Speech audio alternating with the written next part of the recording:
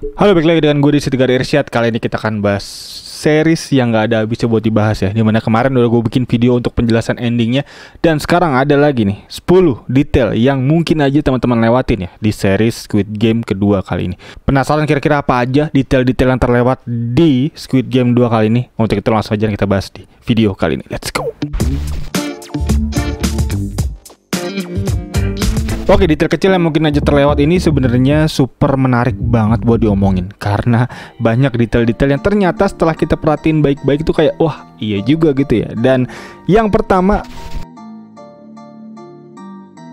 pemain 246, dimana pemain 246 ini kan ditembak ya oleh Algojo nomor 11, yang dimana pemain 246 bisa kita ingat adalah seorang ayah dari seorang anak yang terkena penyakit kanker leukemia ya.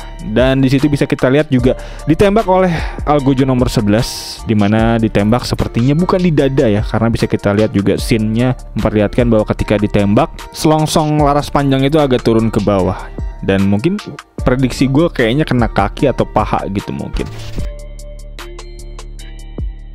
Lanjut detail yang kedua, yaitu ada detail 001 yang menyamar ya dari frontman untuk bisa bergabung menjadi pemain di sini. Dia terlihat gagal melaksanakan tugasnya di permainan gasing ya, permainan kedua di situ. Yang dimana dia pura-pura gagal di situ karena bisa kita lihat dia itu memang sebenarnya kidal. Kenapa bisa kita bilang dia kidal? Buktinya bisa terlihat dari season pertama ketika dia menembak adiknya sendiri, yaitu dengan tangan kiri.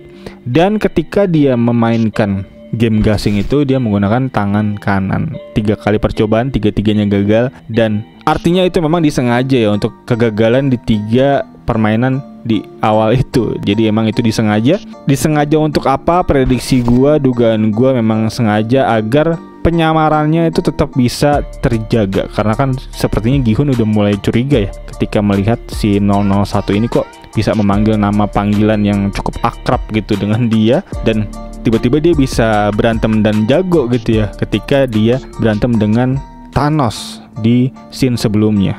Jadi itu mungkin cara untuk bisa tetap berada dalam penyamaran dan memperlihatkan bahwa dia memang benar-benar peserta yang punya kelemahan, yaitu adalah dari segi mental tadi. Dan itu mungkin pura-pura yang dia lakukan tujuannya buat itu. Lalu misalkan ada yang nanya, loh nanti kalau misalnya gagal dia ketembak dong. Itu bisa dijawab juga dengan kenapa alasannya peserta nomor 001 ini ditaruh di match terakhir ya, yaitu tinggal 2 tim doang. Jadi walaupun memang dia tiba-tiba gagal, dia mau kemungkinan besar akan aman ya dan tidak ditembak, dan justru malah kembali ke posisinya sebagai frontman gitu setelah di game kedua ini. Itu mungkin jawabannya. Dan selanjutnya kita masuk ke detail yang ketiga. Detail ketiga, di ending credit scene bisa kita lihat ada 3 orang yang sedang memperhatikan boneka Yonghi. Di situ bisa kita lihat ada nomornya, nomor bajunya, yaitu ada nomor 100 di situ bisa kita lihat. Dan nomor 100 yang sedang bermain, kalau kita ingat ya di permainan pertama dan kedua, yaitu adalah bapak-bapak yang kapitalis dan juga yang memiliki hutang terbesar di arena Squid Game kali ini, yaitu 10 miliar won. Dan kalau kita perhatikan baik-baik lagi ya di post credit scene, perawakan yang ada di peserta nomor 100, yaitu rambutnya putih, udah tua ya, terlihat lah ya, udah badannya udah lumayan gede, besar gitu ya, tapi tidak terlihat di post credit scene. Jadi kemungkinan besar itu orang yang berbeda, dan prediksi gua itu adalah scene flashback mungkin untuk di tahun 2015 atau sebelumnya mungkin. Jadi ya menarik ya untuk bisa dibahas. Untuk teman-teman mungkin yang punya teori lainnya, bisa langsung tulis di kolom komen di bawah.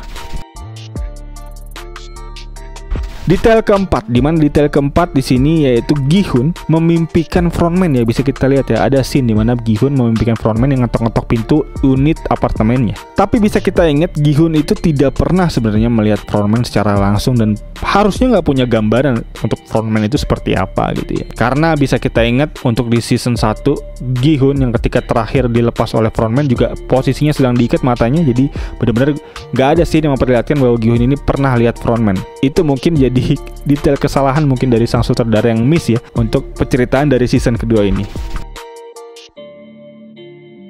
Detail yang kelima yaitu ada di pemain 104, dimana pemain nomor 104 bisa kita ingat dia udah masuk ya di pengumuman nama yang menjadi korban gitu dari game kedua seingat gua. Tapi kenapa di game selanjutnya, di game ketiga dia bisa nongol lagi di situ? Itu mungkin jadi tanda tanya besar. Apakah memang ini kesalahan teknis gitu ya, terlewat, atau mungkin ada maksud lain? Patut kita tunggu tentunya. Detail yang keenam, di sini detail keenam bisa kita lihat ya dari pasal ketiga sistem voting yang disebut oleh Gi-hun di awal series, dimana ternyata pasal ketiga tersebut itu mirip banget sama kalimat yang pernah diucapkan juga oleh sahabatnya yaitu Sang-woo di season pertama. Detail nomor 7 yaitu ada di MG Coin yang muncul di Squid Game 2 yang diperankan oleh peserta nomor 333 ya, yang notabene juga sebagai pasangan dari peserta nomor 222. Ini adalah representatif kejadian nyata di Korea, yaitu soal Luna Crash dari Do Kwon, yaitu lagi terkenal banget pas series ini dibuat, yaitu kurang lebih tahun 2022. Detail nomor 8 yaitu adalah tracksuit warna hijau yang jadi terkenal sekarang ya, banyak banget yang pakai, banyak banget yang jual juga. Itu sebenarnya adalah terinspirasi dari seragam olahraga anak SD di Korea Selatan. Nomor 9 yaitu ada Chon Yoon-ju, yang bisa kita ingat dia adalah peserta transgender ya, yang ternyata adalah juga seorang tentara di situ, seorang sersan di situ ya. Dan ternyata ini kabarnya terinspirasi ya dari kisah nyata juga di Korea Selatan, yaitu kisah nyata dari Byun Hyo-soo. Dan bisa teman-teman mungkin search ya untuk sejarahnya, karena sebenarnya cukup kelam juga bahwa Byun Hyo-soo ini ternyata berakhir tragis, yaitu bunuh diri. Detail nomor 10 yang terakhir yaitu ada beberapa aktor dari K-pop yang main di series Squid Game ini. Yang pertama ada Top dari Big Bang, dan juga yang kedua ada Yuri ya, Jo Yuri dari I-ZONE yang memerankan Junhee, peserta nomor 22 yang sedang hamil, yang pasangannya MG Coin tadi, peserta nomor 33. Jadi menarik banget untuk bisa diikutin kolaborasinya. Dan berikut kurang lebih untuk 10 detail yang bisa gue sampaikan yang mungkin aja bisa mengagetkan teman-teman semua. Kira-kira nomor berapa yang paling teman-teman kaget? Bisa langsung tulis di kolom komen di bawah. Atau mungkin teman-teman punya detail-detail lain yang terlewat dari gue, bisa langsung aja tulis di kolom komen di bawah. Dan kayaknya berikut untuk 10 detail video yang bisa gue berikan untuk teman-teman semua. Dan untuk teman-teman yang baru nonton bisa langsung klik tombol like, subscribe, dan loncengnya di bawah agar teman-teman gak ketinggalan video-video seputar review film, penjelasan film, dan detail-detail film lainnya dari channel ini. Dan kayaknya itu aja. Sekali lagi thank you buat yang nonton. As always, seperti biasa gue Irsyad.